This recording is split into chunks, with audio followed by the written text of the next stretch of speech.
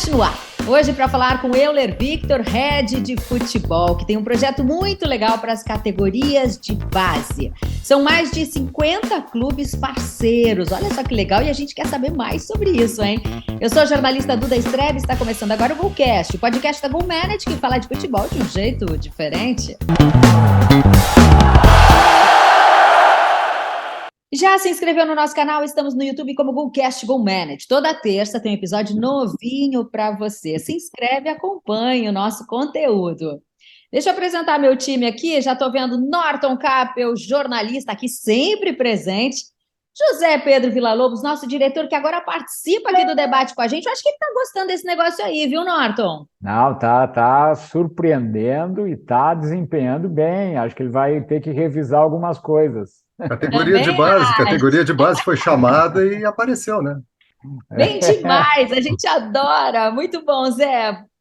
Bom, e agora sim, né? Vamos apresentar nosso convidado que já esteve aqui. Nos encontramos na Confute, foi muito legal a nossa troca.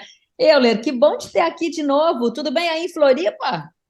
Tudo bem, tudo bem. Boa tarde aí a todos. É um prazer estar aqui com vocês, né? Retornando. Foi muito legal o nosso primeiro bate-papo. E sempre que precisarem, pode contar comigo. É um prazer estar aqui com vocês novamente. Legal, a gente está muito curioso para saber desse projeto aí, porque eu acho que categoria de base é essencial para qualquer clube de futebol. E eu vi uma frase que eu acho super relevante: fábrica de talentos não pode ser fábrica de ilusões. Então, conta para a gente como é que você faz esse meio de campo, dá para dizer assim, né? Entre essa garotada, os clubes. Conta para a gente. Legal, Dudu. Um ponto muito importante da gente, quando a gente fala de categorias, são dois caminhos diferentes, né? O primeiro é o caminho da ludicidade, né? Da brincadeira, do futebol praticado como uma iniciação esportiva, que nós estamos no país do futebol e a coisa mais comum é as crianças terem o primeiro acesso do esporte através do futebol. E o segundo já é um profissional, né? Quando a gente falar do futebol na categoria de base, que a gente não pode ter a hipocrisia de falar de um trabalho só social de um clube quando fala de formação de atletas. O trabalho de um clube, sim, focado em captar, formar, fazer a transição, utilizar e depois vender esses atletas, podendo ter um retorno, né, um feedback daquilo que foi investido. E muitas vezes as categorias de base acabam sendo uma fábrica de frustrações, porque de cada 100 mil meninos que ingressam em uma categoria de base, apenas um vai jogar nos 50 principais clubes do mundo. Então, todo atleta que você vai perguntar na categoria de base, o sonho dele é jogar na Europa, é jogar uma Champions League, só que esse sonho é muito distante para a grande maioria dos atletas. Por isso que a gente fala da responsabilidade social de um clube nesse processo, que é ter uma formação integral desse atleta, não só como um jogador de futebol, mas também como um ser humano, né? A máxima do Cruyff, que é primeiro se forma o homem e depois se forma o atleta. Então, é por isso que é tão importante a gente ter essa duplicidade nos caminhos, né? Formar o atleta, mas sempre formando ali em paralelo o homem, a preocupação dele na escola, da formação do caráter, né? A transformação ali desse atleta e a ascensão social dele, não só através do esporte, mas também como pessoa. Euler, muito obrigado por estar conosco aqui no GoCast. Muito bacana te receber, te rever aqui depois do nosso encontro em São Paulo, agora aqui pelas ondas, né? Pelas ondas do online. Mas eu queria, assim, essa tua fala é muito importante, mas como é que é a tua marca, o teu trabalho, hoje em quantos clubes e como é que vocês atuam para fazer ou para ajudar os clubes a atingir esses objetivos, que é revelar jogadores, conseguir ter desempenho esportivo, trazer desempenho esportivo para os clubes, mas também trazer desempenho econômico, mas paralelo a isso ter esse trabalho social e não causar a frustração que muitas vezes a não continuidade como atleta causa nas pessoas, né, nos seres humanos que são esses jogadores. Como é que é o teu trabalho e da tua empresa em cima disso? Legal, Norton. A Dreamstock é uma startup japonesa, né? Uma startup japonesa com alma brasileira, porque foi um brasileiro que está radicado lá há 30 anos, Marcelo Matsunaga, que fundou a empresa. E eu estou nesse projeto há 2 anos, né, como head de futebol, então, principalmente com toda a área de relacionamento e a área de desenvolvimento de produto na categoria de base. Então, foi um produto que eu idealizei lá junto com a nossa equipe, que a gente faz todo o processo, não só de captação, mas de identificação, mapeamento e também a captação de atletas para os clubes. Né? Então, nós saímos de 100 mil atletas cadastrados dentro do aplicativo, hoje nós temos mais de 700 mil atletas, nós temos uma base de dados gigantesca de atletas mapeados, então são atletas que a gente tem todas as informações desse atleta, desde os clubes que ele passou, informações pessoais, familiares, físicas, comportamentais, números de estatísticas, análises de vídeos. Então, os clubes que hoje nós atuamos, que são 50% dos clubes de Série A, total de 52 clubes aí no Brasil, nós trabalhamos com toda a área de captação, sendo mais uma via, né, mais uma mão de acesso para o clube. Porque o clube, geralmente, ele já tem o trabalho do Departamento de Análise de Desempenho e os observadores, que são fundamentais ali em todo o processo do clube. Nós somos mais uma via, porque nós temos uma capilaridade diferente. Nós fazemos a identificação de talentos realmente através dos nossos processos, do nosso time de análise, e o clube, quando quer identificar um talento, ele passa para a gente tudo o que ele precisa de um atleta. Então, ele pode definir a região desse atleta, ele pode definir as características físicas, o histórico clubístico desse atleta, dados comportamentais desse atleta.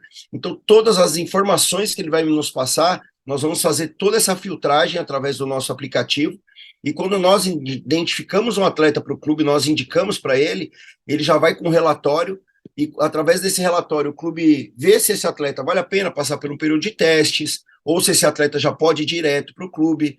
Então vai tudo de acordo do que o clube realmente está procurando. Então, quando a gente tenta identificar, é ser muito mais preciso. A gente é contra as peneiras, porque as peneiras, elas são injustas.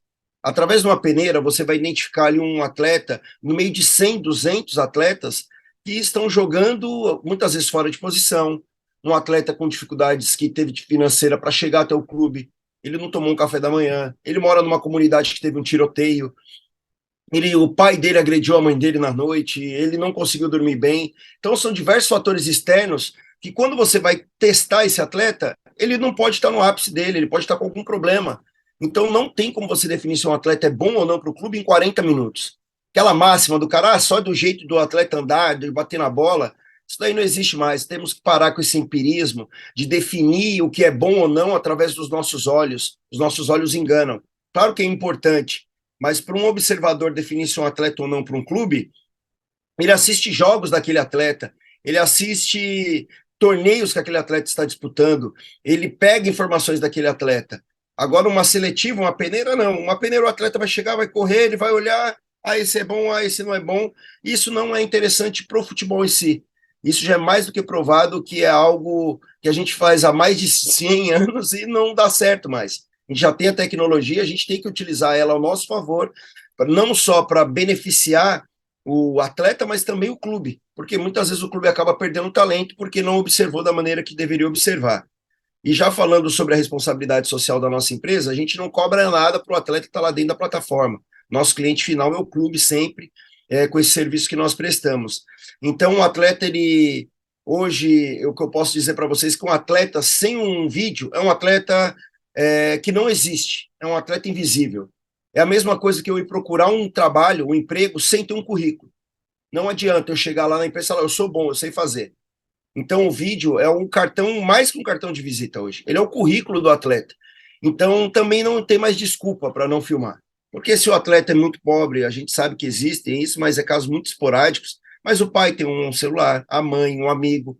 Então, ele vai jogar, alguém pode filmar para ele aquele jogo.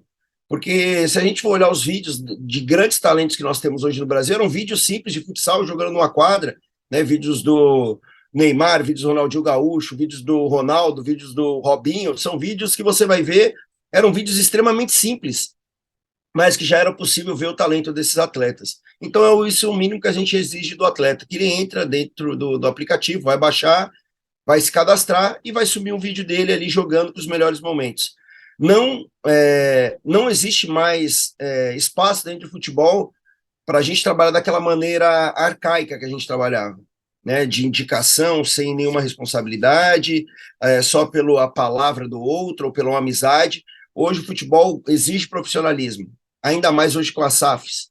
As SAFs estão vindo tomar uma fatia de mercado que antes pertenciam simplesmente a alguns clubes.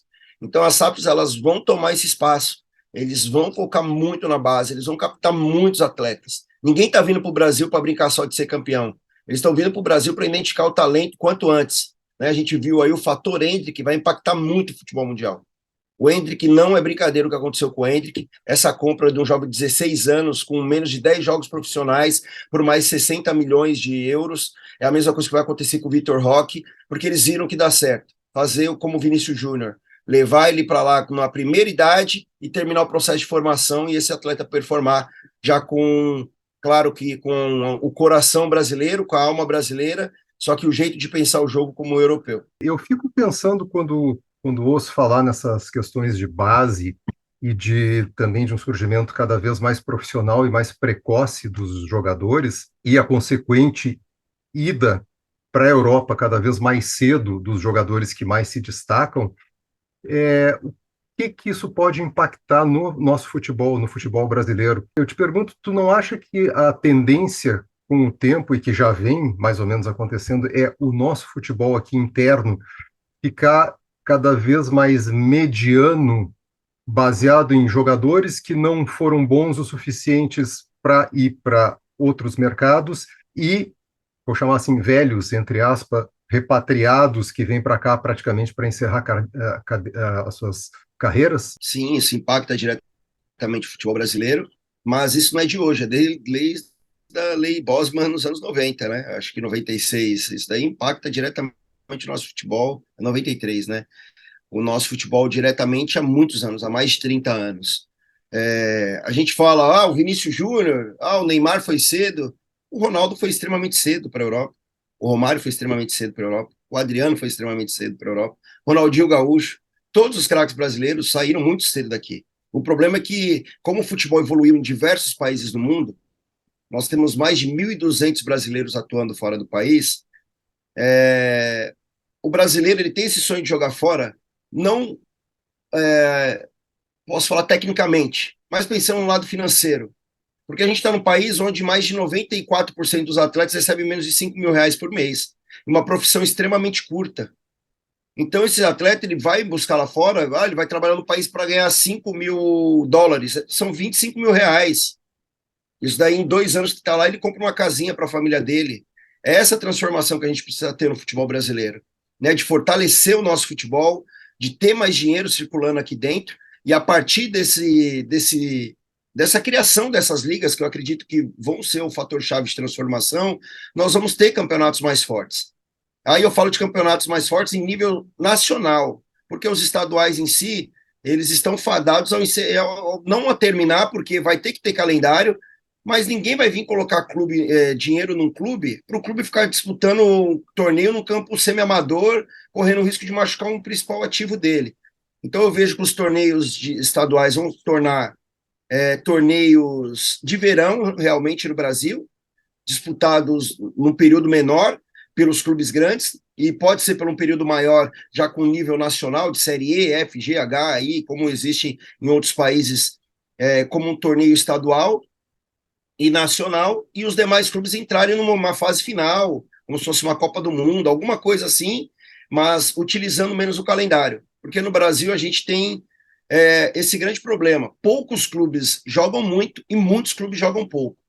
Então esse é um fator chave dentro do nosso futebol. A partir da criação das ligas, a partir da criação de mais SAFs, que hoje os clubes grandes que vão se tornar SAF já é um número muito menor, nem todos têm capacidade e outros não têm ambiente político para se tornarem SAF, não vão se tornar, mas eu vejo que também tem que ser um movimento partindo da CBF para permitir que SAFs se tornem SAFs clubes menores e reativação de CNPJs.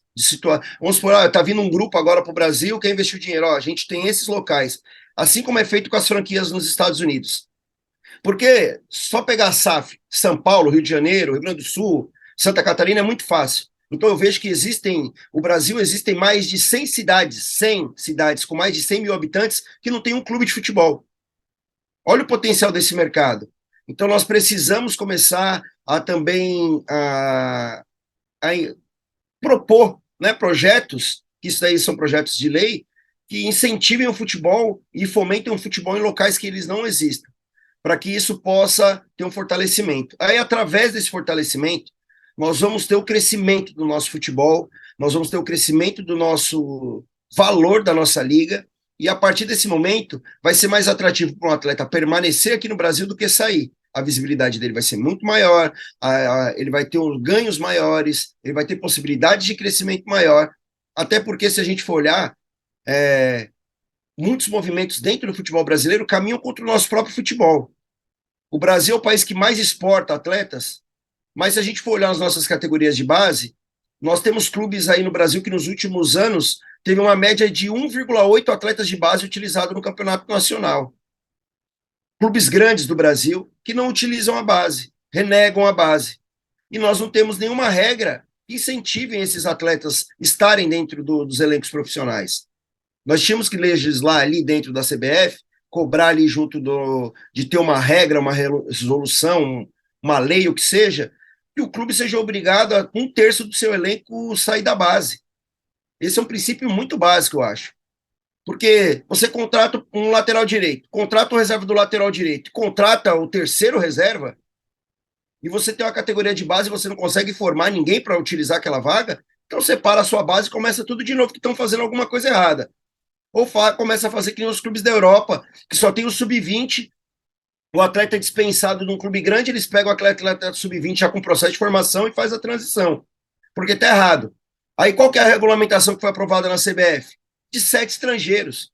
Isso é um absurdo. País do futebol, país que mais formou atletas para o mundo, o país que mais exporta atletas no mundo, dentro do seu campeonato local, permite 7 estrangeiros dentro do campeonato. O que é isso? Como assim? Nós não temos regra para atletas de base, mas nós queremos atletas estrangeiros. Então, hoje, o São Paulo vai entrar em campo daqui a pouco com mais da metade de estrangeiros. E o São Paulo, que tem uma das melhores bases do Brasil, clube que passou 1 bilhão com venda. Agora, Euler, a gente já levantou essa bola aqui no Golcast. Ainda somos o país do futebol? Porque eu acho que a gente levantou essa bandeira aí há muito tempo, a gente traz isso, mas na prática, ainda somos? Na prática, não, Duda. Mas nós temos uma coisa que ninguém tem. Nós temos o Mickey. Só falta a Disney aqui. Só falta a Disney. O dia que o futebol brasileiro tiver alguém a fim de construir a Disney, é insuperável. Nós temos o que o mundo inteiro quer e ninguém consegue ter. Cada canto, cada viela que você for desse país, você vai encontrar um craque ali. Sabe qual que é o problema? É que a gente não oportuniza essas crianças. A gente afasta do futebol. De cada 5 escolinhas de futebol no Brasil, 4 são pagas. A gente está afastando o nosso Mickey da Disney. A gente não está oportunizando essa molecada de jogar futebol. Nós temos um potencial tremendo. O Brasil perdeu mais de 6% dos seus clubes profissionais nos últimos anos. Nós não somos mais o país do futebol, mas ninguém tem o potencial que nós temos. E é muito simples. E é tão simples que a gente fica de cara, por que ninguém faz isso? Por que ninguém fomenta o futebol? Por que ninguém leva futebol gratuito nas periferias? Por que os clubes não têm responsabilidade social de ter projetos dentro? Nenhum clube, Duda, precisa ter 100 atletas, 200 atletas da categoria de base. O clube tem que ter 200, 300 atletas ali dentro da categoria de base a mais. Tem que ter 2.000, 5.000 atletas, projetos sociais dentro da própria cidade, parceria junto com as escolas de futsal no contraturno. Já tem mecanismos da FIFA que ajudam o clube a ganhar dinheiro, a cláusula de treinamento, mecanismo de solidariedade. Por que ninguém faz isso? É isso que eu não consigo entender. Mas agora com as SAFs, esses clubes vão passarem a fazer, porque a gente está desperdiçando muito talento, muito talento. O imediatismo do nosso futebol não permite projetos a longo prazo. Vamos falar de uma maneira bem simples. João Paulo Sampaio, gerente de futebol de base do Palmeiras, teve incentivo e o suporte da diretoria, do presidente, Alexandre Matos, Cícero de Souza, deixou esse cara trabalhar um projeto. Em 7 anos, com 250 milhões investidos na base, eles passaram de 1 bilhão de faturamento, com venda de atletas. 1 bilhão. Fora os títulos, tiveram o ganho técnico e o ganho financeiro. O Palmeiras tem aí agora o maior talento do Brasil que está para surgir, é do Palmeiras também o Estevam, fora o Hendrick, fora outros atletas, mas sabe por quê, Duda? Deu tempo para o cara fazer o trabalho, investiu em categoria de base, com dinheiro real, que é isso que precisa, construção de centro de treinamento, melhoria do alojamento, o funcionário que é mais importante hoje na categoria de base do clube, o observador. Os observadores do Palmeiras trabalham diretamente com o clube, entendeu? Tem ligação direta com o João Paulo Sampaio. Não é brincadeira o que o Palmeiras fez, entendeu? O Palmeiras saiu de uma base que não existia, que era a pior base de time grande do Brasil, que ficou por anos sem utilizar nenhum atleta depois da saída do Wagner Love, para se tornar a maior referência no futebol de base do Brasil, o time que mais ganha título, que mais está revelando atletas e o que mais faturou. É o primeiro clube do Brasil a faturar mais de 1 bilhão em menos de uma década. Então, eu acho que é isso. A gente tem exemplos, entendeu? É isso que está acontecendo, que a gente tem que ter um entendimento. Nós temos possibilidades de crescer, de desenvolver, mas quem está disposto a pagar o preço? Botafogo vai pagar o preço, tenho certeza que o trabalho que eles estão pensando. O Vasco, uma baita de uma base, tá com o Carlos Brasil lá, um baita de um profissional. Ou lá no Botafogo, tem o Tiano Mazuco. O Bahia levou Marcelo Teixeira, o cara que revolucionou a base do Fluminense, está lá. Então, são clubes que não vão brincar. Né? A gente está vendo o Santos se reerguer na base novamente, né? Chegando em final, semifinal de Copinha, ganhando o Campeonato Paulista Sub-20 novamente, com o baita de um trabalho do Ricardinho, do Rodrigo, que está lá. Então, é assim, são trabalhos que a gente sabe que existem, só que a gente não consegue entender por que clubes que não fazem isso, né? Não fazem isso. A base, você tem todos os ganhos. É o imediatismo, Duda. É o imediatismo. É o imediatismo de ganhar o título, de ganhar o estadual. É isso. Euler, durante a tua abordagem, a tua explanação, eu fiquei mudando aqui as perguntas, várias perguntas me passaram pela cabeça, em virtude de são vários assuntos realmente. Eu só vou aqui dar uma opinião, e aí eu acho que qualquer regulamentação, ao contrário da tua opinião, com todo o respeito, eu acho ruim. Eu sou contra a regulamentação, inclusive critiquei muito quando os clubes quiseram, no Campeonato Brasileiro, acho que do ano passado ou retrasado, limitar o número de demissões. Eu acho que essas coisas são culturais e não impostas pela lei ou por uma obrigatoriedade, né? Eu acho que o futebol ele precisa da sua dinâmica de jogo mesmo. Se um time optar por ter 22 estrangeiros e o outro optar por não ter nenhum, é da modalidade, é da escolha e é do perfil de cada clube. Eu só queria fazer esse parênteses, mas respeitando muito a tua opinião e o teu entendimento. O que eu queria saber é o seguinte, tem todo um cenário favorável para essa transformação. Tu mesmo dizes, olha, eu não sei por que não acontece.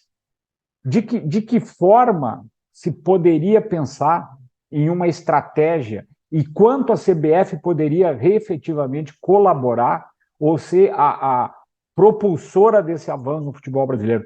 Tu achas que ela poderia ser mais participativa nisso ou não? As federações poderiam deixar de ter um papel apenas de coadjuvante, organizadora de campeonato e induzir, né? Acho que a palavra correta aqui é induzir. O quanto essas entidades, né? Você falou da FIFA, que tem mecanismos e se preocupa com o futebol. O quanto as federações que tem nos 27 estados brasileiros e quanto a CBF poderiam ser mais indutoras desse desenvolvimento, na tua opinião?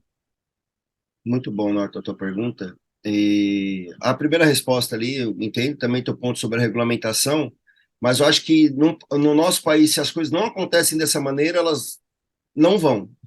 Eu vejo dessa maneira porque, infelizmente, aqui, se não tiver uma imposição de alguma coisa, como a gente falou ali, né, eu já falei referente aos casos de racismo, né, e falaram, não, mas por que vai perder ponto? E um dos pontos que eu achei mais interessante que ele falou, é proibido jogar coisa no gramado. Depois que começaram a punir os clubes, nunca mais teve. E quando tem, a pessoa é identificada. Eu acho que vai mais ou menos por aí no Brasil. Alguns clubes vão utilizar a base, mas se não tiver alguma coisa obrigando ter pelo menos o atleta inscrito, eles não vão utilizar. Assim como aconteceu na Inglaterra. A Inglaterra vai subir agora, quer subir de 7 para 12 atletas.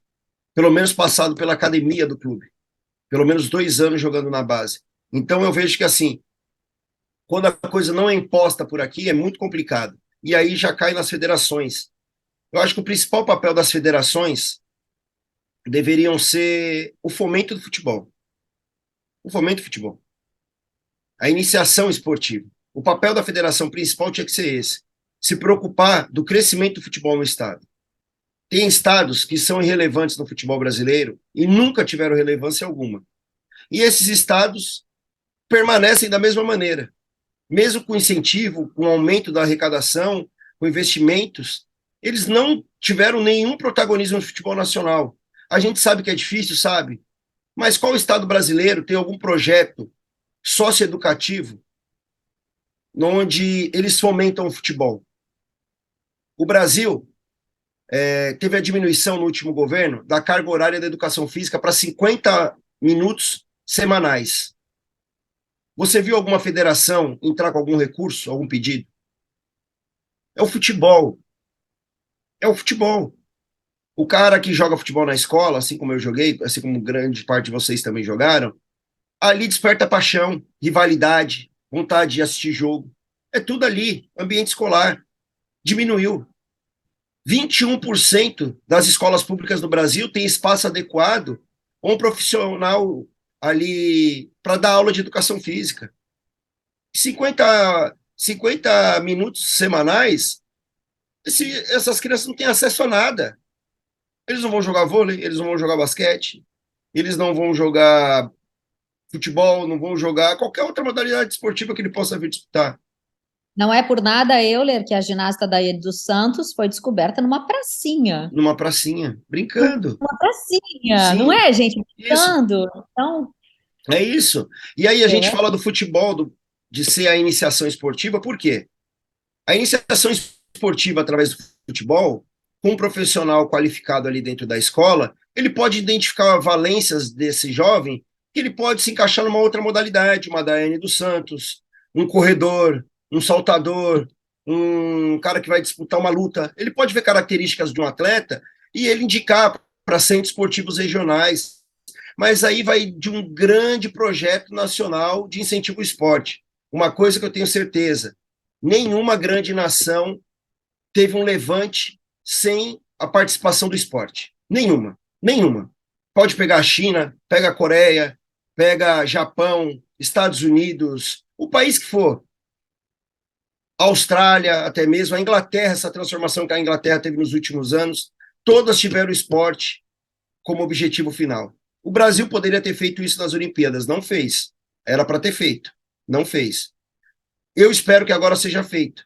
Não está partindo de projetos públicos, mas que seja de público-privados, então, que sejam de clubes que tenham interesse de fomentar o esporte. E aí eu acho que entra aí, Norton, a CBF. A CBF tinha um projeto fantástico, era o CBF Social, tocado pelo Diogo Neto, que era muito legal, que frequentavam clubes, levavam futebol em comunidades, mas também era assim, era um projeto mais sazonal. O que a gente precisa é de projetos unificados e de maneira contínua. Como que a CBF pode fazer isso? Pegando algum clube que esteja falindo e construindo um projeto CBF dentro de cada um desses clubes. Constrói um centro de treinamento. A partir desse centro de treinamento, recebe atletas e profissionais, faz as licenças de treinador ali dentro desse centro de treinamento também, para que forme mais treinadores, porque não pode um país que nem o Brasil ter apenas uma escola de formação de treinador e ter o curso do mundo. O tamanho de Pernambuco, com um pouco mais de população, e lá tem 20 escolas de treinadores. 20 escolas de treinadores. A Islândia não cabe, cabe 10 Islândias dentro do estado de São Paulo, e a Islândia tem mais treinadores formados do que o Brasil, com a licença B, pelo menos. Então é assim que a gente vai transformar o futebol, através de centros de formação de atletas de profissionais, levando o futebol para dentro das escolas, dando cursos gratuitos para esses treinadores, para esses professores dentro das escolas, e a partir desses projetos, fomentar o futebol, fomentando a formação ali, que aí você vai dar para o atleta a possibilidade dele ter um esporte que isso transforma a vida de todo mundo. Cada criança que está dentro de uma escola, no contraturno escolar, praticando esporte, é uma criança a menos na rua, é aquela fala que eu sempre digo, né? A peneira do tráfico é muito mais fácil do que a do futebol, Aí entra o processo da responsabilidade social, que é muito importante, e um ponto que eu acho que é o chave, que é o divisor de águas ali dentro. De cada R$ 1 investido em esporte, se economiza 5 em saúde e 3 em segurança pública. Números da ONU. Não existe investimento melhor dentro de um país, além da melhora escolar de quase 30% da evasão escolar. Então, os atletas que passam a praticar uma modalidade esportiva, eles frequentam mais a escola, eles vão ter mais saúde, eles vão ter mais responsabilidade, vão criar cidadania. É isso que a gente não consegue entender. Por isso que eu falo, o processo da CBF, junto com as federações, que estão fadadas a cair o poder delas por conta do crescimento dessas ligas, a gente vê que o campeonato estadual vai perder força, eu acho que vai ficar realmente para as categorias de base, para o fomento, para o desenvolvimento, para a criação de campeonatos. O Brasil precisa de um calendário de categorias de base maior, com campeonatos estaduais, regionais, classificando para campeonatos nacionais, mais Copa São Paulo. Né? O Brasil pode ter 4 Copas São Paulo assim, espalhadas pelo Brasil, para ter mais desenvolvimento, para que clubes possam aparecer ainda mais. E eu acho que é isso. Sabe, eu vejo dessa maneira, né? O impacto do futebol no Brasil, ele é muito maior do que só o esporte, muito mais do que o jogo. Né? Quando a gente fala futebol, é muito mais que um jogo, é nesse sentido. É nesse sentido. De ser realmente o esporte que é a bandeira do país. O Canadá, o esporte principal do Canadá, o hóquei no gelo, é o orgulho nacional. O esporte nacional na Venezuela é o beisebol, é o esporte deles. O esporte principal nos Estados Unidos hoje é o futebol americano e está passando o basquete. A gente tem que entender. Alguns outros países também da Europa têm o basquete como o principal esporte, o basquete como principal esporte. E o do Brasil é o futebol. E a gente tem que respeitar isso e transformar o nosso país numa Disney. Né? Quando eu falo Disney, é o cara vir lá da Europa para vir passear no Maracanã, o cara ir na Vila Belmiro, o cara ir lá andar. Deixa eu ver onde que o Pelé jogou aqui, ó. Deixa eu ver aqui, peregrinação. Ali era para ser um santuário de Nossa Senhora Aparecida. Era para ser, entendeu? A gente não valoriza o que a gente tem, infelizmente, é esse que é o ponto-chave nosso. A gente gosta de comemorar as vitórias, mas os problemas a gente fecha os olhos, infelizmente. Eu queria voltar um pouquinho para a questão da base dos grandes clubes, em especial os de Série A e B. E porque a gente ouve muito falar também, há meio que uma reclamação generalizada sobre o não aproveitamento da base nesses clubes, né? E ao mesmo tempo que também há uma falta de paciência por parte do torcedor, por parte da crônica esportiva e por parte das próprias direções, como você falou, o que se quer é ganhar o título. Eu queria pegar especificamente uma ponta desse processo, que me parece que é uma das pontas mais importantes, é uma das pontas finais, que é o treinador, o técnico de futebol. Você acha que no Brasil os técnicos sabem fazer gestão de elenco no sentido de realmente dar espaço para os atletas vindo da base e, uma vez dando espaço, garantir não só a minutagem em campo, mas o desenvolvimento desse jogador, que não é um atleta ainda pronto, acabado, fora os que são excepcionais, né? Mas esses daí o mundo se encarrega de cuidar deles, né? Como o caso que você falou do Endrick, né? Que é um fora da curva. Mas para o jogador regular, para o jogador médio, né? Tá faltando desenvolver mais, está faltando que os técnicos saibam como desenvolver esses atletas também para que eles cresçam dentro da profissão? Ótima pergunta, Pedro. Um ponto que eu acho muito importante que é assim que a gente falar. O momento chave mais difícil de um atleta de futebol é o momento da transição da categoria de base para a equipe profissional. E no Brasil a gente tem um grande problema nisso, porque o nosso imediatismo é que impacta nesse trabalho dos treinadores de utilizarem mais as categorias de base. Até mesmo treinadores de base hoje trabalham mais com o resultado do que a formação. E a categoria de base está ali para formar o atleta. É a formação do atleta. Então é a formação do atleta em período de modo integral. Não é pegar um atleta pronto e colocar ele para disputar um título. Por isso que equipes que você olham, às vezes, tem lá um menino de 13 anos com 1,90 m para ganhar título. É para o treinador ascender dentro das categorias. E eu acho que o processo da formação do atleta é o mais importante. É você encontrar um atleta bom, que em alguns aspectos, e que tenha pontos a melhorar em outros, e desenvolver esses aspectos nele de melhora. E a partir desse momento, você realmente tem um processo de formação de atletas. Porque o Endrick é o fora da curva, mas foi dispensado para São Paulo. Entendeu? É esse que é um ponto que a gente tem que olhar. Né? Muita gente falava que o Vinícius Júnior não servia, era um neguebinha.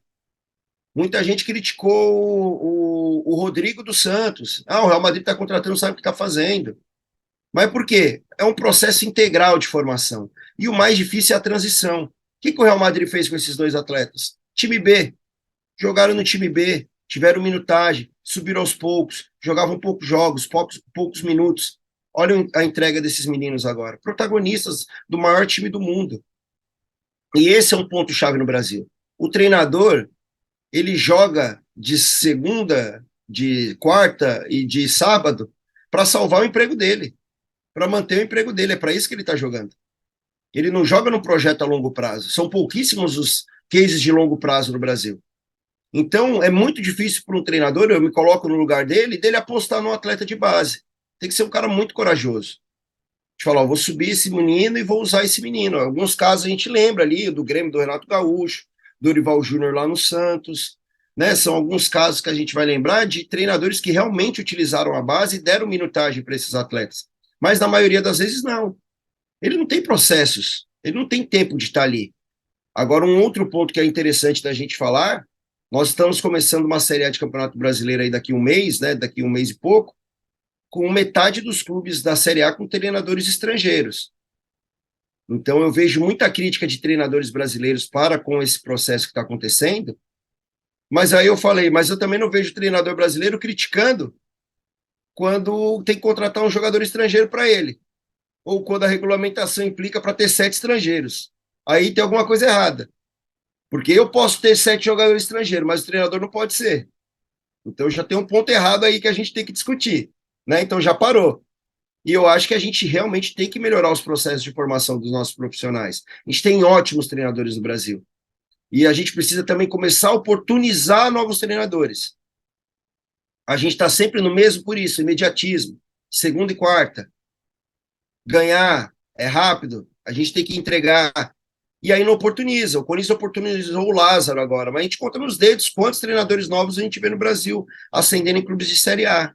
Então, eu acho que tudo isso vai fazer parte do processo. Aí vem criação de liga, as SAFs, tudo isso vai dar um período maior para esses profissionais trabalharem, né? Meu Barbieri lá no Red Bull, ficou acho que 3, 4 anos lá no Red Bull, estava lá, conseguiu trabalhar, né? 3 anos. Agora está no Vasco. Eu acho que os clubes os clubes SAFs vão acabar dando uma minutagem maior para esses treinadores. Agora, Euler, você citou agora há pouco o Vini Júnior, não tem como a gente abrir um parêntese aqui para ele, porque o que esse cara está fazendo na Europa e numa situação completamente inacreditável, né? Sofrendo com atos de racismo, um garoto de 22 anos, um jovem, encarando não só esse super desafio de jogar na Europa, num grande time, mas sofrendo esses atos de racismo e respondendo ainda em campo com gols, né? Bailando. Que coisa linda, né? A gente poder ver isso. Agora, o impacto disso na carreira desse menino, que está enfrentando isso bravamente, eu diria, né? Porque eu não sei se eu teria essa coragem e essa maturidade que ele está mostrando aos 22 anos. Perfeito. Um ponto que eu falo muito do Vini Júnior é que a gente não sabe o impacto real que isso tem nele. A gente não sabe. A gente não entende. A gente não tem como ver e falar, isso daqui não está impactando o menino. A gente não tem como saber no dia a dia. Estão fazendo com ele uma covardia e eu vejo que a CBF poderia ter um papel muito mais forte, né, ali notificando realmente com a FIFA. Para mim, a La Liga é um campeonato em decadência. Ele vai viver o que o campeonato italiano viveu na segunda metade aí desse século, ali dessa década ali, né, que foi a queda do campeonato italiano, a partir ali de 2002, 2003, aí começou a cair. Depois de 2010, teve uma queda gigantesca. Eu vejo que vai acontecer isso com a La Liga. A La Liga hoje, com a queda do Atlético Madrid, são 2 clubes, Barcelona e Real Madrid. E eu vejo que é muito mais atrativo para o Vini ele sair da La Liga. O impacto que teria em La Liga ele saindo seria descomunal. Ele ir para uma Premier League, jogar um campeonato gigante daquele, seria totalmente diferente. Ontem a gente viu o que ele fez contra o Liverpool, torcedores do Liverpool aplaudindo ele. Então, como sociedade, o povo espanhol, para mim, é um povo muito atrasado. Eu falando isso como brasileiro que já conviveu, porque eu também já senti por parte deles esse olhar, essa maneira que eles veem, e não é o primeiro caso. Né? A gente já teve vários casos deles jogarem banana, deles fazerem várias atrocidades com brasileiros. E eu fico muito triste porque os nossos jogadores que lá estão não têm essa consciência. Porque se os mesmos tivessem a consciência, fariam uma greve. Falaram, não vamos jogar nessa rodada, vamos estar fora, entendeu? Eu acho que isso sim seria impactante. A luta do Vinícius é inglória. Nada justifica essa luta dele, sabe? Eu não acho bonito isso de ele estar sendo humilhado a todo jogo, tendo que escutar ofensas todo jogo e estar lá jogando. Eu acho que bonito seria os jogadores brasileiros falar, a gente vai sair de campo. Florentino Pérez, que manda no futebol espanhol, falar, o Real Madrid não vai entrar em campo. Eu acho que isso realmente seria diferente, entendeu? Parece uma luta solitária, né? É uma luta solitária, é uma luta solitária, é uma luta. Dói, né? O colonizador ver o oprimido se tornar um rei dentro do país deles, dói, dói. Para eles dói. Ver um negro brasileiro, é o negro brasileiro com mais características africanas, que é um protagonista no futebol espanhol, se você for olhar. Então, um cara brasileiro, latino, num país colonizado, cheio de preconceito, que chega lá e está mandando no futebol deles, é difícil para eles aceitarem. Eu só queria colocar uma questão. Eu entendo essa questão da possibilidade do Vini, né, de repente ir para um campeonato inglês, para uma outra situação, mas também tem uma questão de que é jogar no Real Madrid e também traz um pouco isso que tu está colocando agora, né, Euler, que é justamente tu estás no clube mais poderoso do mundo, o maior vencedor e que consegue ter guerras próprias e consegue fazer, muitas vezes, exercer a vontade. Então, o que chama a atenção mesmo, nesse ponto que tu colocasse, é talvez um desinteresse do clube em proteger o atleta, né? Eu acho que deveria haver uma proteção maior do Real Madrid ao atleta e não que ele necessariamente tenha que ir para a Inglaterra ou até mesmo, como alguns sugerem, voltar ao Brasil, enfim. O que eu acho que falta mesmo é o Real Madrid é tão poderoso e impõe esse poder de forma até autoritária, né? Quem assistiu ao documentário da Apple TV, Guerra no Futebol, vê como o Florentino age.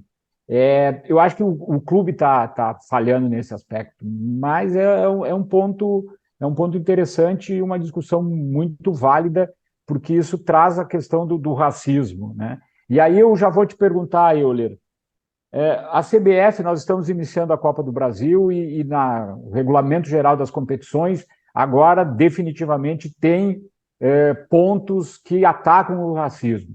Você elogiou publicamente isso e eu queria te ouvir sobre essa ação da CBF, a importância disso e o impacto que tem uma decisão dessa de estar lá no regulamento das competições da CBF, qualquer agressão, racismo, homofobia, qualquer tipo de atitude preconceituosa vai ser punido nas suas várias etapas. Legal. Eu estava lá no seminário, né? Fui um dos convidados lá do presidente da CBF, Edinaldo, né? O primeiro presidente negro da história da CBF. Ele falou lá que a ideia dele realmente era essa punição, e eu acho que é um caminho sem volta. É um caminho sem volta. Não existe mais espaço para essas coisas dentro da sociedade, principalmente se a gente for falar de país, né?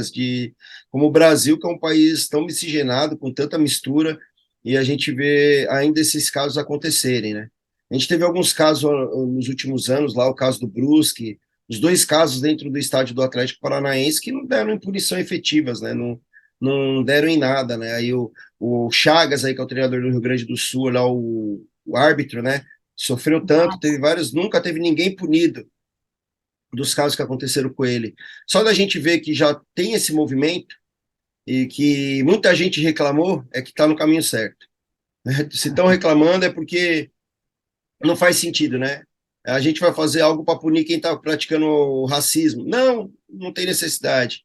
É uma coisa que eu acho tão relativa assim no Brasil, né, de se discutir. Eles querem colocar como se fosse algo relativo, que tem ou não tem, mas não faz sentido, né? É algo que impacta a vida de outras pessoas.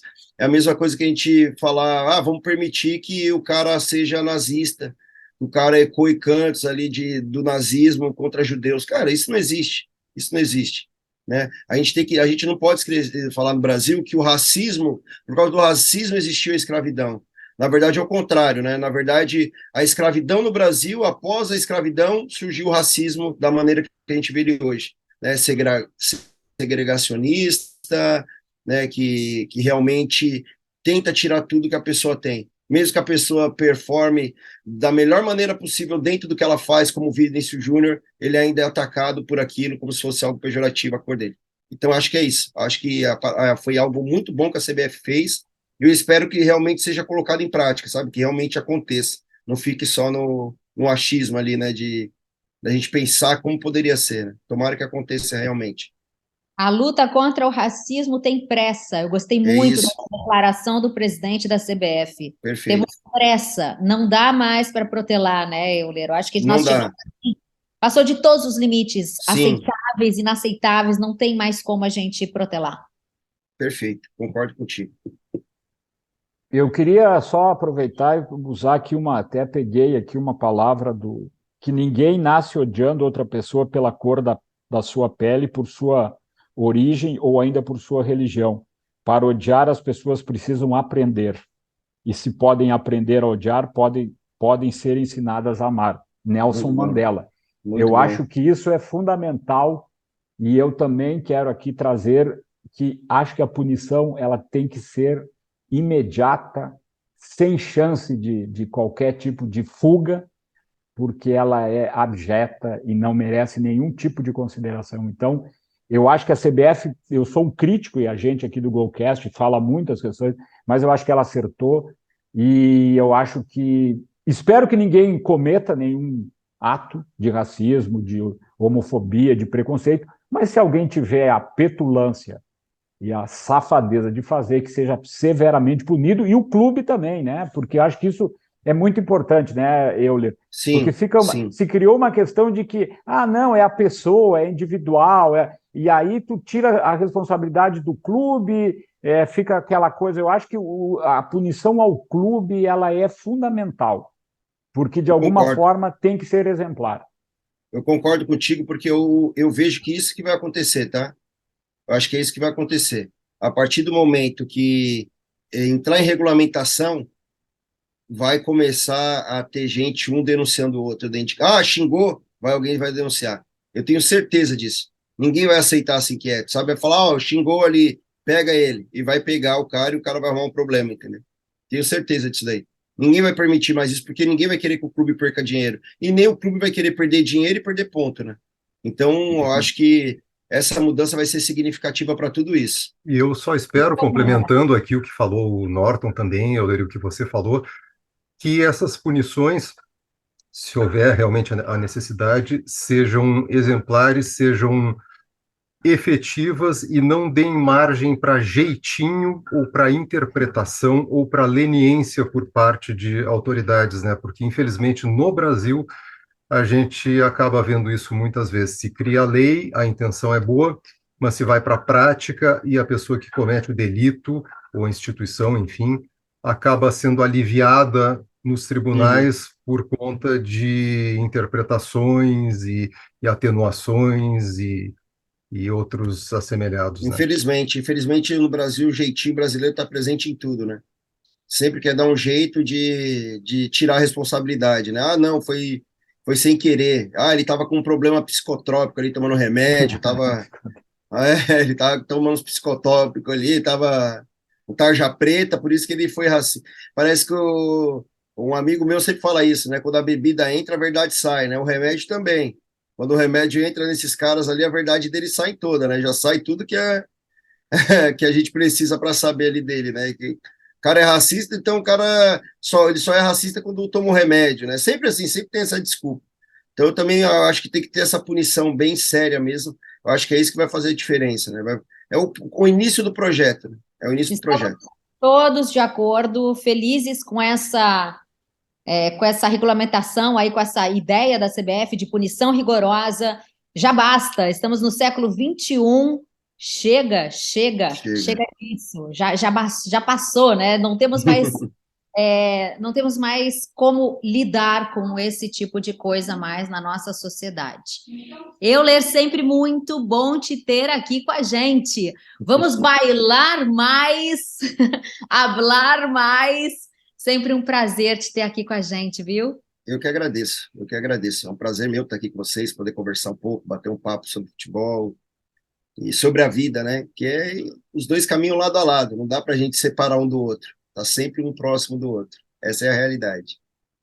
E aí que fica bom, né? Futebol no meio da nossa vida, essa paixão que nos une, isso é bom demais. Euler, tudo de bom aí para ti, um feliz 2023, que agora é oficial, né, gente? O março tá chegando. Então, acabou o carnaval. Acabou-se. Acabou o carnaval, agora é a hora, agora não tem mais desculpa. Não tem mais desculpa. Então vamos lá, gente. Golcast sempre por aqui. O nosso Golcast, podcast da GoManage, que fala de futebol de um jeito diferente. Hoje sem o nosso CEO, Luiz Henrique Nunes, mas ele vai assistir a esse episódio aqui que tá muito bacana. E você faz o mesmo. Se inscreve no nosso canal, estamos no YouTube como Golcast GoManage. Toda terça, um episódio novinho pra você. Beijo e a gente se vê.